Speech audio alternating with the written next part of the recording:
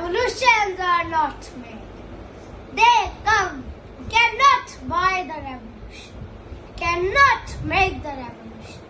You can only be the revolution. It is in your spirit, but it is nowhere.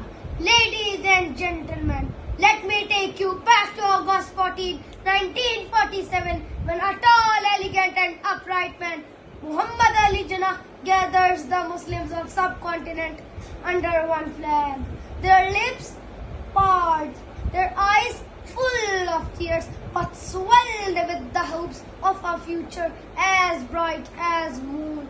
Their clothes torn, their dreams shattered, their feet bare, their homes empty, their lives devastated, but their eyes fixed on one thing: the dreamland Pakistan.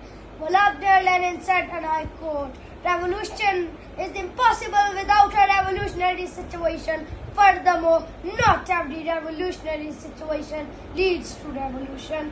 Honorable judges, the Muslims of subcontinent achieved this homeland not in one day, but after unimaginable hardships. With their utmost dedication, they altered the map of the world and proved that revolutions are not made. And they come, a nation to have to prepare for revolution, because Rome was not built in a day. Someone said, and I quote, "You can kill a revolutionary, but you cannot kill a revolution." Respected judges, let me take you back to August 28, 1963, Washington DC. Martin Luther King showed his dream to African Americans. He told them that he has a dream that one day African Americans will have all the civil and economic rights. Ladies and gentlemen, the words of Martin Luther King laid the foundation still of revolution echo in the of Washington DC when he said, "I have a dream that one day on the red hills of Georgia, the son of former slaves and the son of former slave owners will be able to sit down together at the table of brotherhood.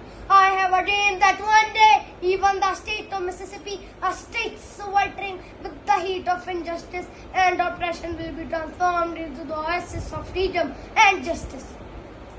Honorable judges, this man stood for justice and equality for 5 years. This man's words came as a beacon of hope to millions of Negro slaves who had been seared in the flames of withering injustice. It came as a joyous daybreak to end the long night of their captivity, proving that revolutions are not made. They come.